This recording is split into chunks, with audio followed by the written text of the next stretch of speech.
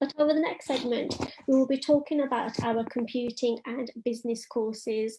So if you are interested in that, please stay tuned in. I will be joined by Neil Robinson, who is one of our computing tutors. Neil, are you there? Yep. Hi, Neil, are you okay? I'm good. You okay? It's nice to see you. And we've also got Russell in the background at our Cisco Academy. So Neil, what I'll do first is if I just ask you a little bit about what computing courses we've got there, and then we'll transfer over to Russell so we can have a look visually at one of the facilities that we've got available. So yeah, Neil, do you want to give us a brief overview on the computing courses that we have on offer? Yeah, sure, no problem. So a real brief, quick overview of what we offer in computing. So we offer a range of courses within the department, starting right at level 1, all the way up to level 6. Level 6 being our Bachelor's of Science Honours degree. So within our computing department, you can actually end up with a degree at the end of it. We do that in partnership with Birmingham City University. It's a full Bachelor's of Science Honours degree, just like you get at university. So all courses ranging from level 1 to level 6. So there's pretty much a course for everyone that we have. Level 1 then is a 1-year full-time course. We don't dictate that there's any formal qualifications needed for the level 1 course. Entry onto that is determined by interview and potentially an initial assessment to assess the maths and English skills of applicants. Then we have a level 2 course. Again, it's potentially a 1-year full-time course, or it can be 2 years full-time. It depends on the students' achievements of maths and English GCSE, which is particularly important to progress onto level 3. For the level 2 qualification, we are looking at students and applicants have got 5 GCSEs at grade 3. And again, there's an interview initial assessment as well. Both of those courses are quite generic, so they teach a range of different computing skills and cover a range.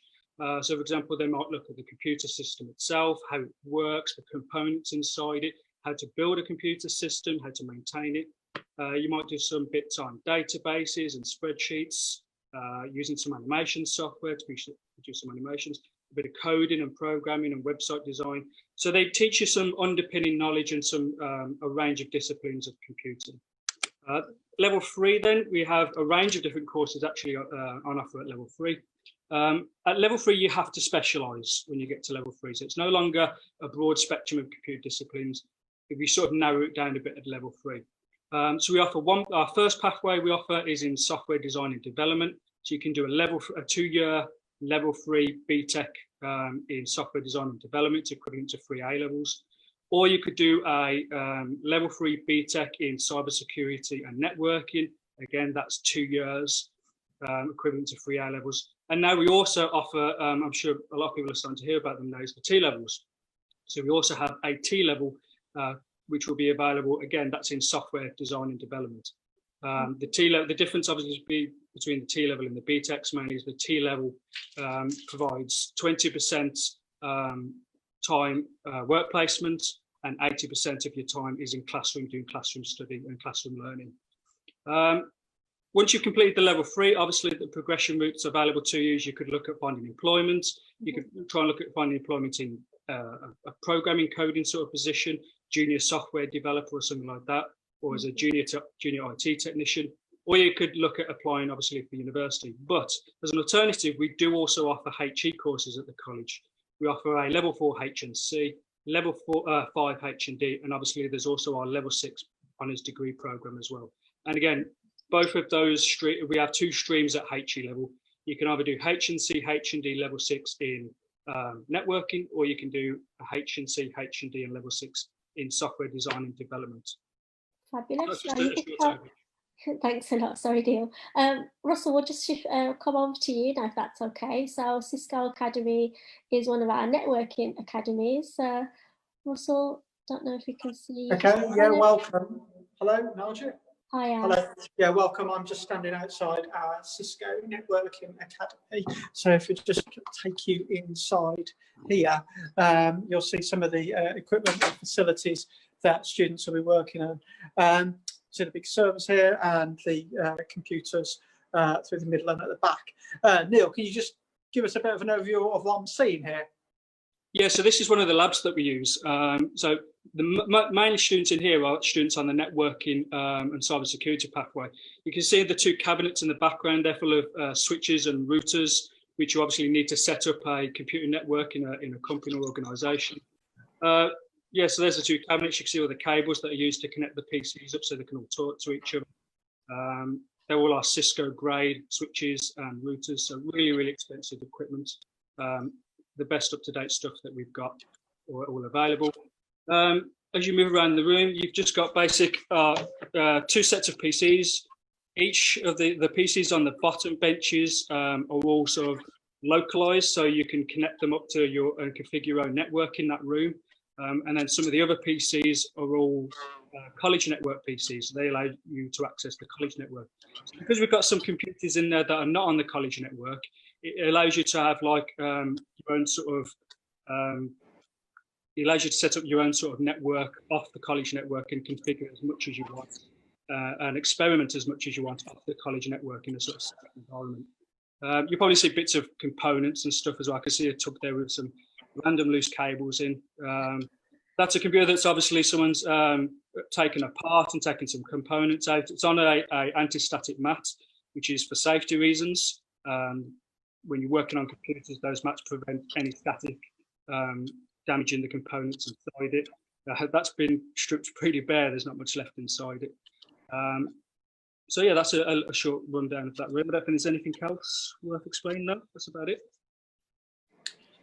No, I think that's okay. Back to you, Nigel. Have you had any questions come in? No, we haven't, unfortunately. We're on to our next segment as well, but that's really great, Neil, what you've...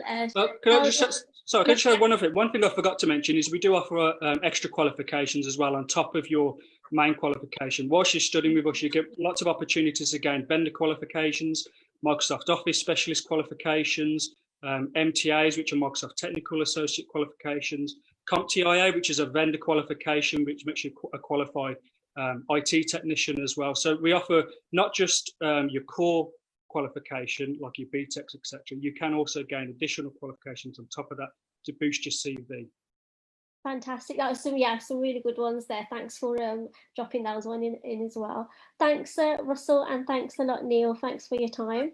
And we'll, if anyone wants to find out any more in-depth details about our computing offer, please do visit our YouTube page where we have an in-depth video discussing what we offer, careers that are available in this area, and lots of other bits and pieces. And that video is available on our YouTube and Facebook pages and on our website.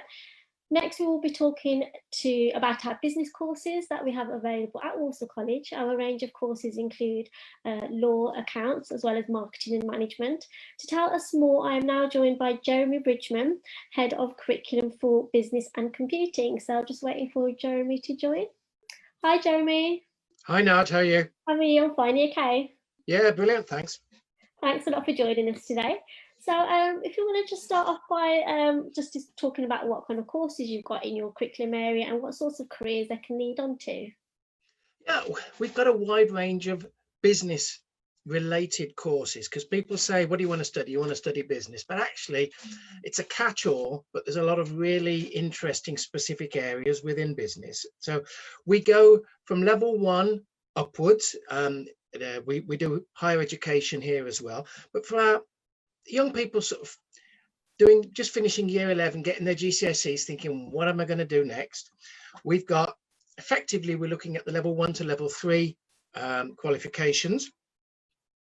The level 1 is a general business level 1, a bit like computing, where there's no specific entry requirements. If you've really not done that well with the GCSEs, not done that well at school, but done enough, that not got your D's and C's, etc., or the grades of 3s, 4s and 5s, then level 1's the place to start. That lasts 1 year and it's a bit of a general course, and it's about re-engaging and really getting ready to progress.